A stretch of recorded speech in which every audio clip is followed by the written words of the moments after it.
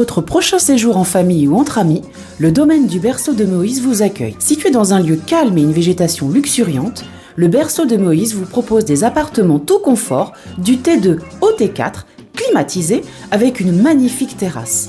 La détente est assurée autour de sa piscine et de son jacuzzi. Réservation au 05 90 81 64 28 ou au 06 43 87 30 15. Possibilité de privatiser le domaine pour vos événements familiaux et professionnels.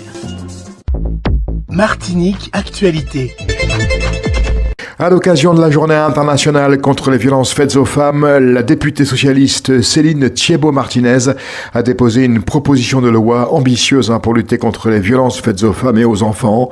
Le texte prévoit 78 mesures, juridictions spécialisées, juges dédiés, formation obligatoire des professionnels, meilleure protection des enfants et interdiction pour les condamnés pour violences sexuelles de travailler avec des mineurs.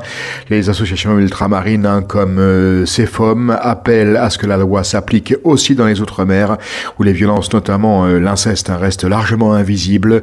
Plus de 100 députés soutiennent le texte, mais son adoption reste incertaine, tandis que la ministre Aurore Berger prépare un projet de loi cadre sur le sujet.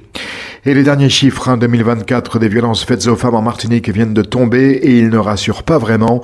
Les coûts reculent un peu, mais les violences psychologiques, elles, explosent. Plus 24%, moins de bleu peut-être, mais beaucoup plus de contrôle, de menaces et d'insultes. Autre alerte, en zone gendarmerie, les violences sexuelles grimpent de 35% avec une hausse spectaculaire de l'inceste, plus 82%. Dans certains foyers, c'est désormais plus d'un cas sur deux. En zone police, les chiffres semblent stables, sauf que les viols conjugaux sont en hausse et touchent surtout les femmes majeures. Face à cette réalité qui s'entête, Combit, l'UFM, Culture Égalité et le Mouvement d'Uni ont appelé à un rassemblement ce mardi rue Piétonne à Fort-de-France pour rappeler que la lutte continue et qu'elle est urgente. Ce mardi matin, lors de l'opération Cartable autour du lycée professionnel Marius Cultier à Dillon, la police nationale a interpellé un lycéen de 16 ans en possession d'un grand couteau dissimulé sous ses vêtements. Le jeune homme a été conduit au commissariat de Fort-de-France pour audition en présence de ses parents. L'opération visant à détecter armes et stupéfiants s'inscrit dans la continuité de contrôles réguliers pour garantir la sécurité dans les établissements scolaires. Parallèle 14 Académie, l'école caribéenne des métiers du numérique participe cette semaine à la 6e édition du salon Forméo à l'Institut martiniquais du sport.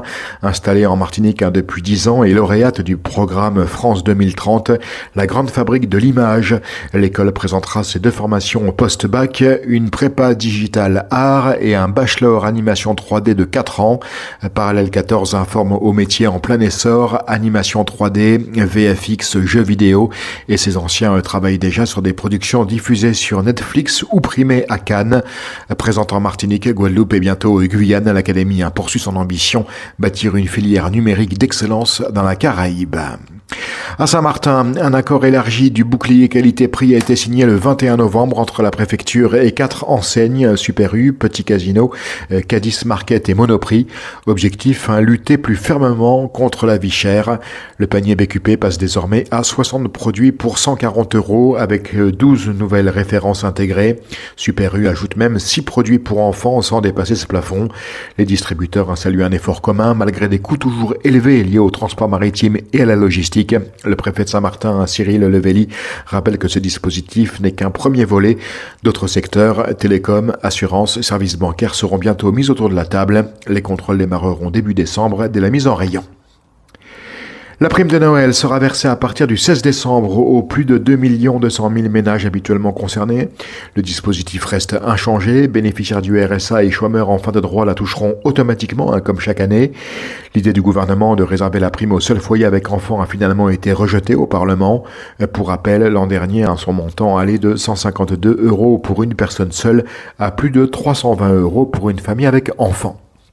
La fondation CMA-CGM renouvelle son engagement pour la collecte nationale des banques alimentaires du 28 au 30 novembre en France métropolitaine et en Outre-mer.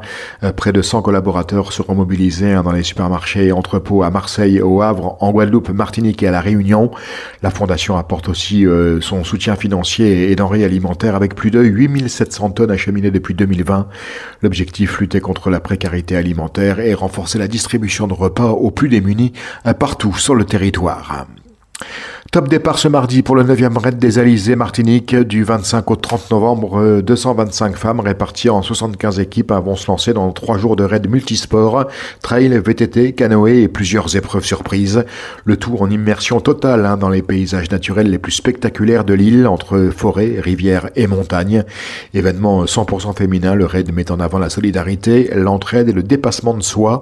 Parmi les participantes, des équipes venues de Belgique, du Canada, de Guyane et 6 équipes martiniquaises, sans oublier la présence de Vaïmalama Chavez, Miss France 2019. Au-delà du classement final, les performances serviront aussi à soutenir des associations fidèles à l'esprit solidaire de la compétition. Une voix d'exception est au jury de Miss France 2026. La chanteuse lyrique guadeloupéenne Axel Saint-Cyrel fera partie des personnalités chargées d'élire la prochaine reine de beauté.